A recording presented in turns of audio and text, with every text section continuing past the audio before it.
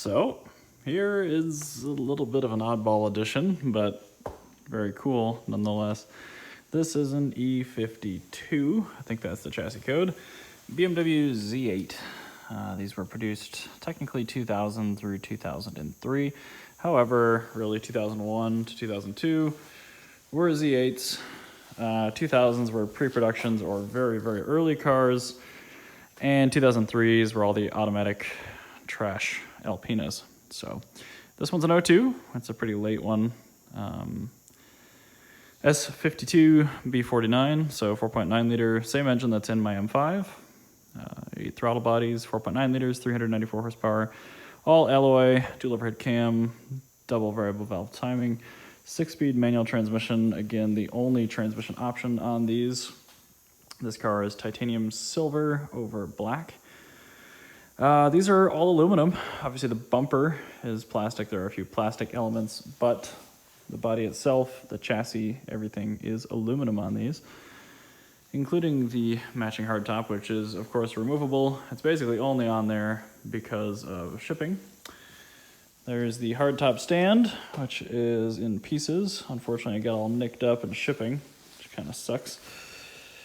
But that was a pretty half-assed packing job, so either way, interesting stuff about this car. There's a lot of it.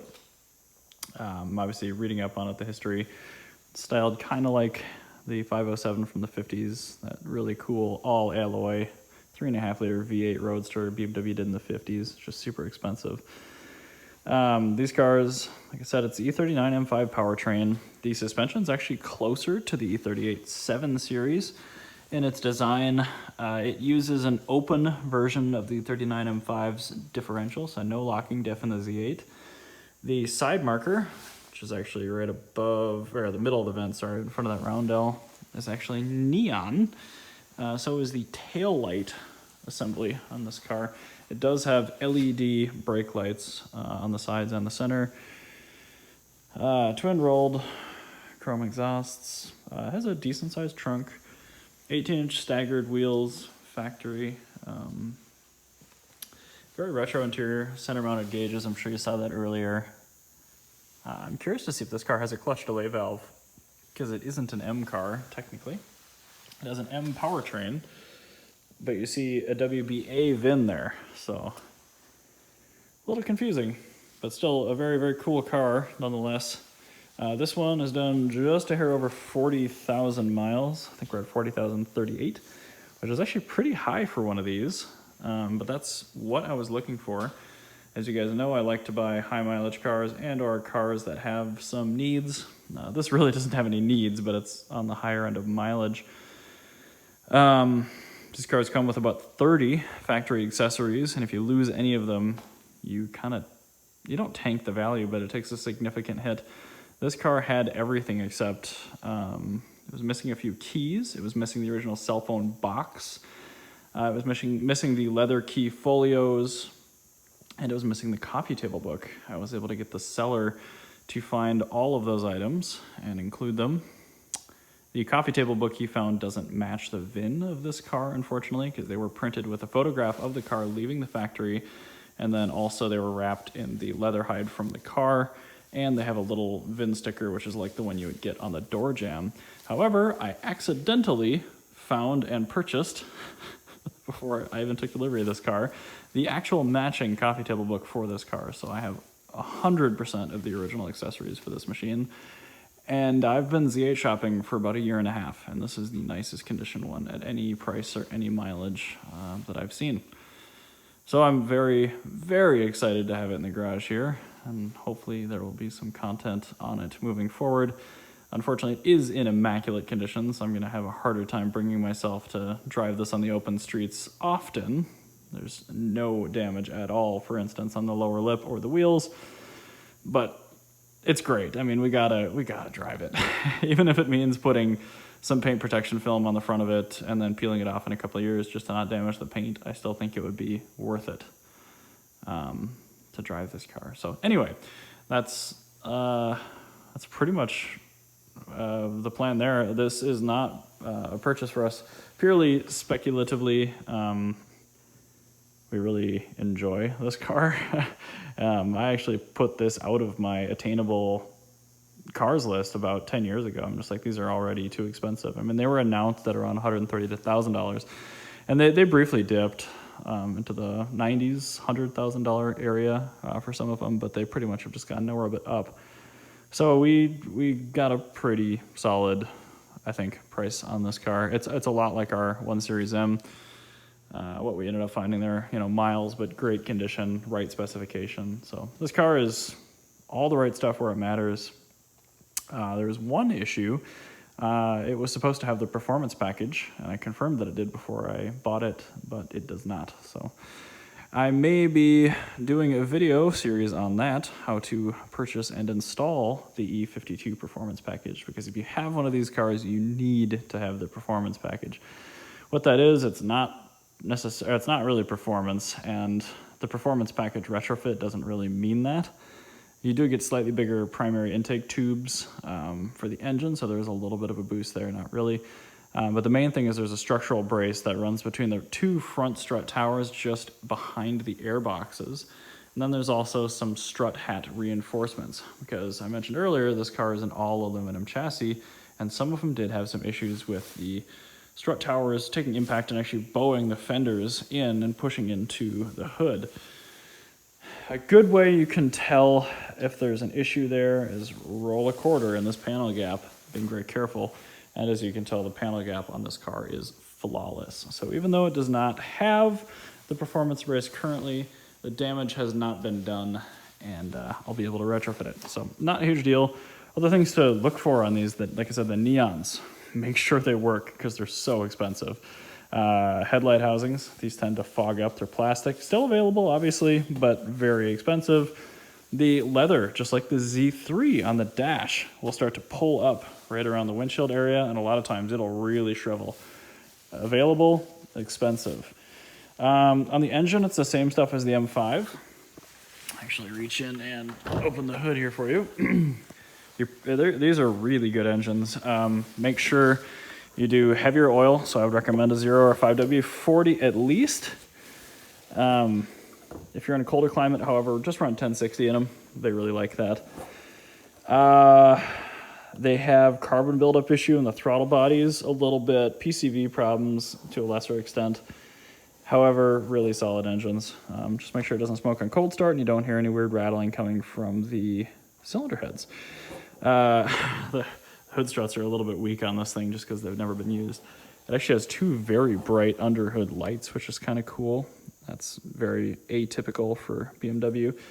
Here are the aluminum strut towers, and you'll actually see some interesting stuff. If you follow like the E60 BMW 5 Series, which took a lot of the tech from this car, aluminum front end, the E90 and things like that, you'll see a lot of structural ribbing on the strut tops. Those are aluminum, these are aluminum, but these are not ribbed.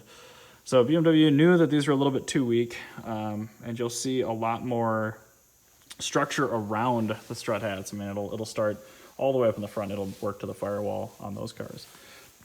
And it's much more of a space frame on this car. So factory xenon headlights and everything. There's really nothing out of the ordinary here for an early 2000s BMW, other than even for a V8 or V12 car, it's a little weird. The oil filter housings normally up here on a V8 car, but they ran out of space. So it is relocated all the way from the front engine mount to back here. So changing, I'm guessing changing those O-rings on this car would be a bit more of a chore. But yeah, it still has a clutch fan and everything, which is pretty typical for the S62. It's a little warmer of an engine. So there's a relic of the past. Do not run 5W30 in these engines. I'm going to do an oil change on this thing anyway, but I'm hoping that it has 1060 in it to start with. We'll see.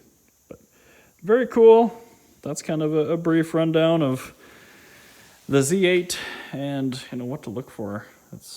A lot of it is maintenance history, paperwork, the original accessories, and then checking for those condition items.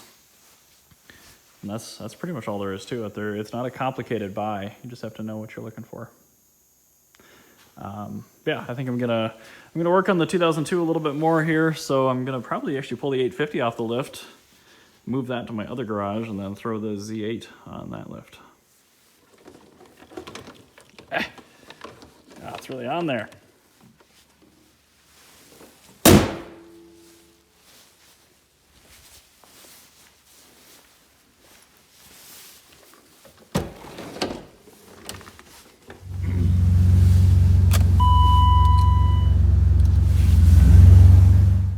Slight change of plans, too much snow.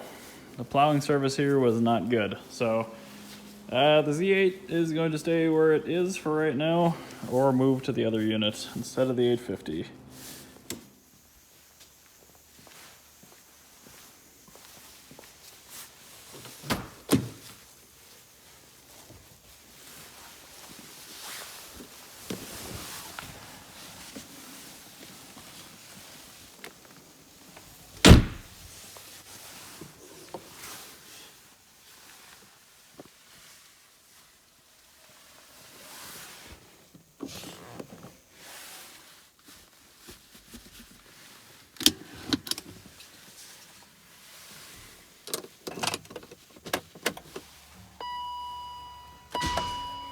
Oh, not a one touch.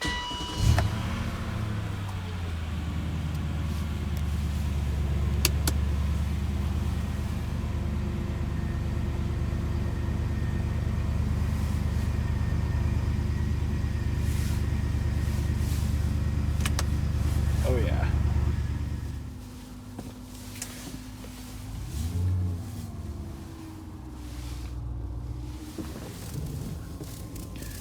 Ooh, actually I'm gonna go around that ice chunk. Looks a little freaky. So, brakes, very grabby. I'm trying to place with those. Those feel like stock E90 328 Sport brakes. Steering's very heavy. Let's see, what does that feel like? Steering feels a lot like the 8 Series. Engine sounds like a regular BMW V8, but you hear a lot more valve train noise with it.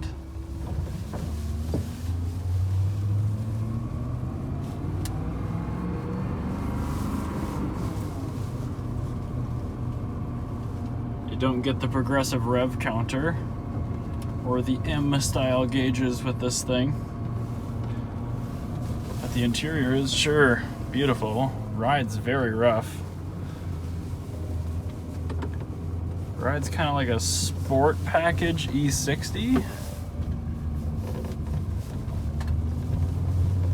It feels dirty driving this car on ice.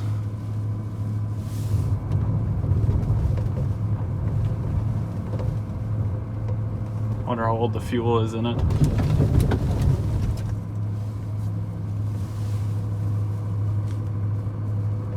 The exhaust note, I can tell, is really nice, even with the hardtop on it. It does have a unique rear view mirror.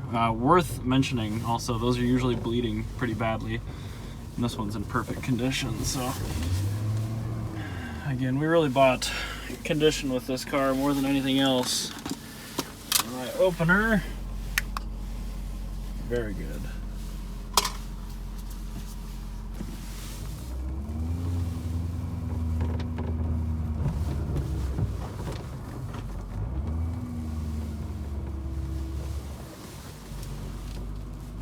I'm going to move the window switch selector to the middle, put both the windows down, let's close up the garage door.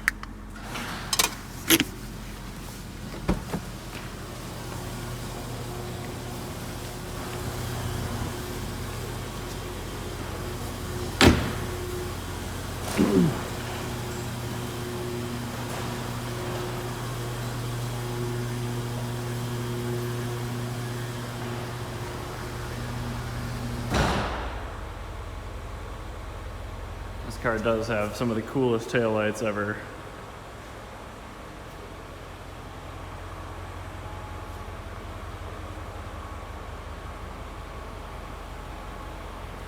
Very much looking forward to seeing it with the top off.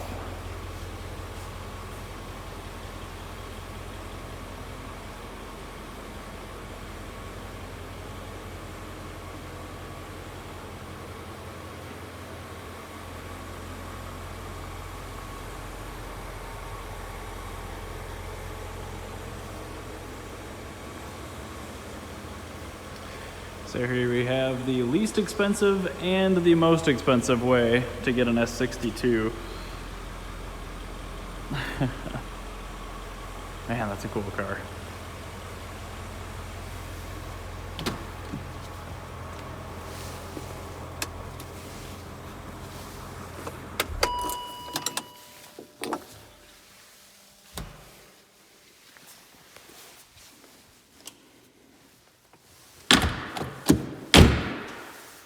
Pretty heavy doors.